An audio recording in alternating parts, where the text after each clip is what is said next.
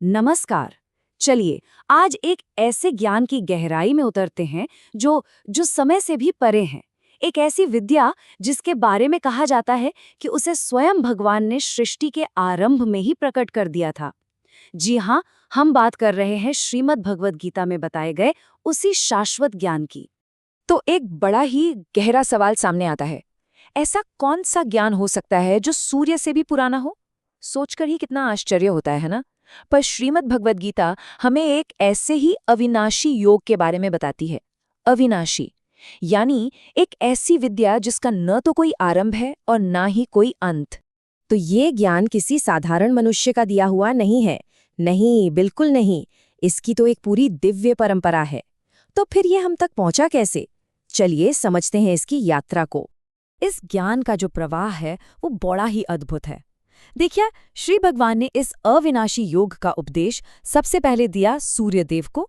फिर सूर्यदेव से ये ज्ञान मिला उनके पुत्र वैवस्वत मनु को, और मनु ने इसे आगे बढ़ाया राजा इक्ष्वाकु तक। इस तरह ये ज्ञान राजर्षियों मतलब जो राजा भी थे और ऋषि भी, उनकी परंपरा से आगे बढ़ता चला गया। लेकिन यहाँ एक सवाल जरूर मन में आता है ना कि आखिर भगवान ने इस परम ज्ञान के लिए सबसे पहले सूर्य को ही क्यों चुना, कोई और क्यों नहीं? इसका जवाब खुद सूर्य के स्वभाव में ही छिपा हुआ है। देखिए, सूर्य तो जैसे कर्म का जीता जागता स्वरूप है। वो लगातार बिना एक पल रुके, बिना किसी भेदभाव के अपना काम करता है ना?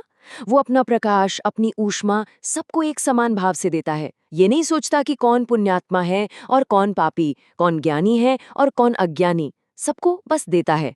और यही यही तो निष्काम कर्म का सबसे बड़ा आदर्श है। तो जो दिव्य ज्ञान सूर्य को मिला, उसका सार बस इसी एक वाक्य में समाया हुआ है। बिना आशा के, बिना रुके और बिना भेदभाव के अपना कर्तव्य निभाओ। असल में यही वो आदर्श है जिसे जीवन में उतारने की बात कही गई है। यानी समभाव से, बिना फल की चिंता किए, बस अपने स्वधर्म का पालन करते जाना। लेकिन समय के साथ एक अजीब बात हुई। इतना महत्वपूर्ण, इतना गहरा ज्ञान धीरे धीरे धरती से जैसे लुप्त सा हो गया। पर यह हुआ कैसे? इतना अनमोल ज्ञान भला कैसे खो गया? हुआ ये कि जो योग परंपरा से राजर्षियों तक पहुंचा था, वो उन्होंने जाना तो जरूर, लेकिन समय का फेर देखिए। इतना लंबा समय बीत गया कि धीरे धीरे ये योग इस पृथ्वी लोक से लगभग गायब ही हो गया। और बस इसी लुप्त हुए ज्ञान को फिर से स्थापित करने के लिए भगवान कृष्ण ने अर्जुन को माध्यम बनाया और ये उपदेश दिया।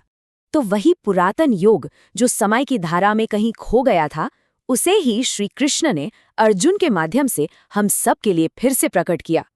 और यही गीता की सबसे केंद्रीय शिक्षा है, जो बहुत ही सरल 3 सिद्धांतों पर टिकी हुई है।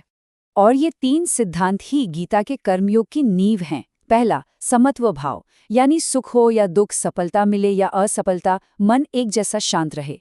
दूसरा, निष्काम कर्म, यानी काम तो करना है पर फल की इच्छा या चिंता के बिना। और तीसरा, स्वधर्म पालन, यानी अपने जो स्वाभाविक कर्तव्य हैं उन्हें पूरी निष्ठा और ईमानदारी से निभाना। और जब ये तीनों सिद्धांत किसी के जीवन में एक साथ आ जाते हैं ना, तो परिणाम सच में अद्भुत होता है।